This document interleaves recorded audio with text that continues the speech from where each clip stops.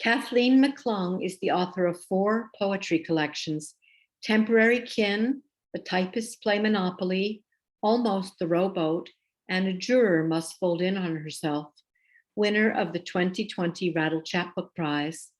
Her work appears widely in journals and anthologies, including Southwest Review, Valparaiso Poetry Review, Mezzo Cammin, Atlanta Review, Spillway, California Quarterly, Forgotten Women, Fire and Rain, Eco Poetry of California, and others. Winner of the Rita Dove, Morton Marr, Shirley McClure, and Maria Faust National Poetry Prizes, Kathleen is a Pushcart and Best of the Net nominee. She teaches at Skyline College and Osher Lifelong Learning Institute in San Francisco. Currently, she serves as guest editor for The MacGuffin and associate director of the Soul Making Keats Literary Competition. Please welcome Kathleen McClung. Thank you very much, Sandy. It's just such an honor to read as part of Rivertown, and I'm so grateful to you, Sandy, and to Diane for your support throughout the years. And I'm really thrilled to be reading with Abby Kaplan tonight. Abby and I've known each other in poetry circles for several years, and her work just completely astonishes me. So I'm really happy to be reading with Abby tonight. I'm going to read some new poems and some not so new poems. Some of these poems were written during COVID times the last couple of years, and some of the poems were written before COVID. This first one I'm going to start with is a very, very new poem. I just finished it about a week ago. And what you need to know is that I've been a community college teacher for over 25 years and teaching in a classroom until COVID, then teaching online during the worst of COVID. And in January, we went back to the classroom. And not only did I go back to the classroom, but I also went to the cosmetology department of my community college and had a wonderful experience. And that's what generated this poem. It's called Knowledge and Praxis. It's an abecedarian. A cosmetology department flyer on a bulletin board near the faculty lounge catches my eye, punctures my inertia. Damn this dull gray, damn COVID. Except for Tom, nobody's touched my face, my hair, for 2 years. Give me your finest chemicals. Don't hesitate. Keep foiling each strand, even if your professor steps in, takes charge, just as you turn to my bangs. Knowledge and praxis coalesce with time. Let me sit silent under the black cape. My quiet's no critique of you, dear novice. No, I'm soaking it all in. Old teacher in a fluorescent temple. Paradise, really, after so long a quarantine. Music of blow dryers, voices rising, someone's Beyonce ringtone, clink of scissors, murmur of combs, harmonics, teaching us in this mirrored room how to unite, how to encircle, beautify each other versus splintering into posses, aiming words, weapons, memes. By the sink, I exhale, inhale. Do I smell lavender shampoo? Yes, yes. It lingers long after I zip my wallet, drive home, almost blonde.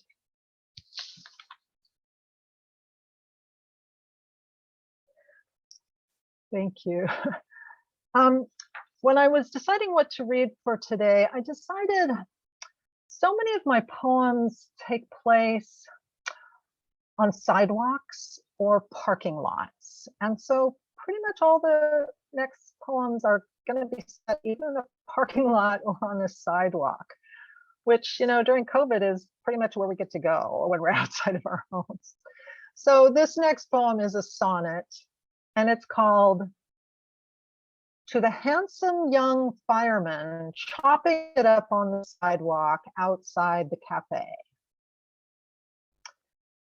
You see me cross Arguello Street, and lust, or something close to it, rears up in me with every step I take. I'm sure you must provoke it all the time, no mystery. My sandal nicks the curb. Preoccupied, I trip and fall. I only scrape my knee, but worse, this purple bruising of my pride. Yeah, quotidian catastrophe. No burning of a house, no smoke, no flames, just woman sailing through the air instead of trading repartee with guys whose names are surely Josh, Luke, Brandon, Chris. Ahead, disasters lurk. Right now, though, I'm okay. No problem. Nothing broke. Please go away.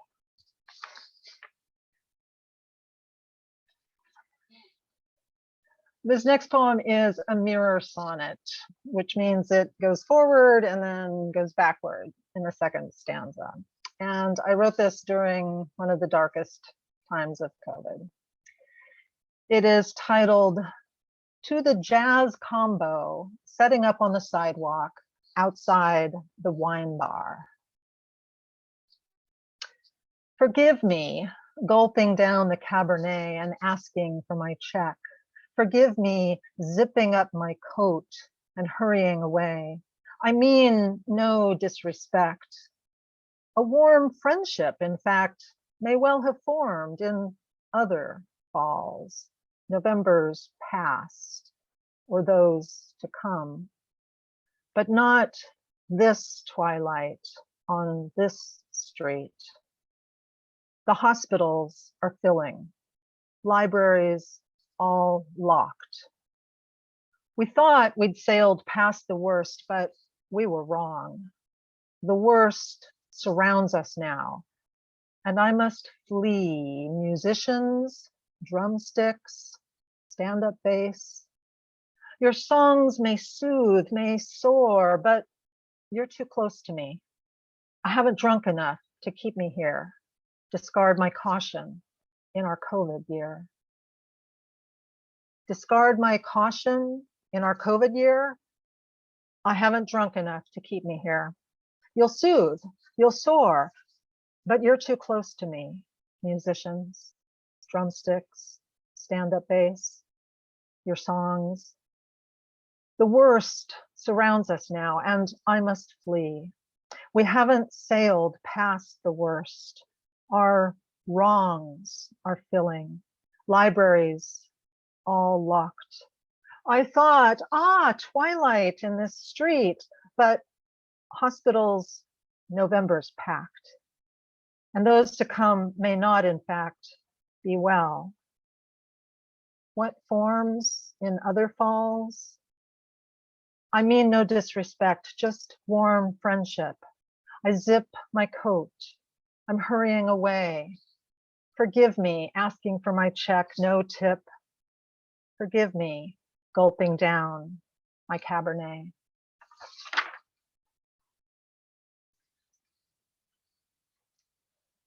And another sonnet, also written during one of the darkest times of COVID. This sonnet is called "Boy on Sidewalk, Pandemic Winter."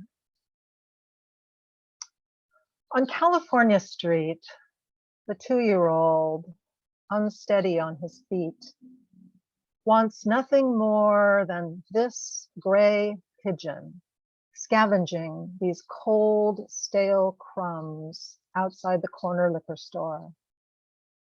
The bird, of course, will flee. It knows just when to wing its way past people into air. The boy may cry, a wordless pact broken, or he may lose his balance, fall, and tear some pieces of himself. One day, he'll read a tale, an ugly duckling, frozen lake, a winter much like this one, guaranteed despair and doubt. Turning the page, he'll ache for spring, for change, for ducklings finding kin at last and gliding safe among the swans.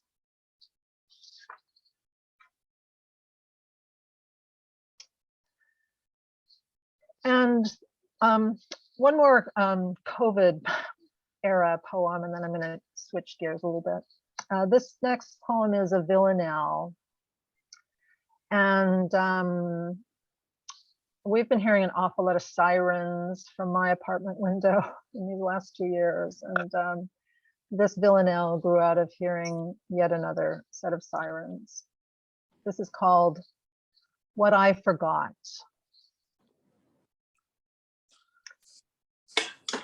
What did you say before the crash last night? Before 6 sirens pierced this quiet block and someone sped into the endless light or endless dark beyond us all? You might have praised a Ferris wheel, a red-tailed hawk, my new shampoo. Before the crash last night, perhaps we spoke of Portugal, the flight we never took in March. Or did we talk of someone racing by with no headlight, no talisman to guard his motorbike against collisions on wet streets? We walked 2 stories down. After the crash last night, the ambulance left slowly from the site we clustered, stunned. No race against the clock, no clock. Our quarantine feels endless. Light from neighbors' windows filled our faces, tight and masked. We left our doors ajar, unlocked. What did you say before the crash last night? When someone sped into the endless light. Thank you. I'd like to read a couple of poems from my chapbook, A Juror Must Fold In on Herself. And as many of you know, I served as a jury forewoman on a vehicular manslaughter case a few years ago and found it an extremely challenging experience. So this first poem from my chapbook that I'm going to read is the first poem in the chap. It's called Field Notes, Hall of Justice Parking Lot, and it's also an abecedarian. Already nearly full with early birds, the parking lot on Bryant comforts me. Bland rituals, square stub on my dashboard, new numerals each day. Gruff employee beckoning almost imperceptibly to the first available space. And yes, every morning I glimpse the defendant in his tie, arriving on his bike across the street, locking it with a gigantic U to the Hall of Justice rack, the only bike. He may know I watch him, linger in my reliable car, CD of Mozart etudes spinning, spinning. No contact is permitted. No words or gestures or notes on yellow sheets ripped from legal pads. I keep all of my questions to myself. I am no renegade juror, will not be smashing the system this summer. The judge explained contempt of court to us. It sounded ominous. I was already spending my vacation in a crummy swivel chair. Why prolong the ordeal, committing the extreme offense of asking a cyclist, how are you holding up? Have you found a zone of peace? I watch him instead, Mozart wailing. Thank you. And the other poem I'm going to read from the juror chapbook is called The Sequestered Juror Writes a Rondeau. And I was not sequestered during our trial, but as I was working on the book, I got to thinking, what would it be like to be sequestered away in a hotel, away from loved ones? And I just thought that would be torture. So I wrote several poems from the voice of a sequestered juror. And this is a very short poem. The sequestered juror writes a rondeau. You find yourself more grateful for the view than for the king-size mattress because you don't sleep with any regularity. Instead, you rise and pull the drapes at 3 or 4 a.m. Bright parking lot is nothing new, and yet configurations change. Those 2 Toyotas just arrived. That powder blue Mercedes left. Praise flux, mobility. You find your cell expands beyond 4 walls by watching who emerges from each open door and who departs. One day you will conclude, guilty or not. Deadlock's a possibility. One day you'll leave. For now, here's what you do. You fill your cell. I think I'll just do one more. Let's just do one more. I'm going to finish with a poem from my chapbook, Temporary Kin, which came out just before the shutdown. We had a launch party on Super Bowl Sunday when the 49ers were in the Super Bowl. so I'm happy to share this poem from Temporary Kin, and I'm going to end with this poem. So thank you all for being here today. I've read this poem many times. Some of you have probably heard it before. It's a Villanelle, and I wrote it before COVID, but I think it still speaks to us now. It's called For the Young Man Unimpressed with the Sky. It's just the moon, he shrugs, blasé, this teen. His mother, stirred like me, does not agree. We strangers gaze, transfixed. The light turns green as we step off the curb and walk between these yellow lines. Familiar mystery. It's just the moon, of course, but full. We've seen its sliver in the sky, known its routine each month, a moving toward immensity. We strangers gaze in awe. The light turns green. 6th Avenue seems safe to cross if screens are off in every car, no guarantee. It's just the moon, just solstice. No machine that waits for us to cross can ever mean what full moon in a winter sky does. Constancy. We strangers gaze, grateful for light, for green, for seasons, cycles, wheels that spin unseen far longer than our brief mortality. It's just the moon. You're right. You're 17. We strangers praise it though. The light turns green. Thank you all very much.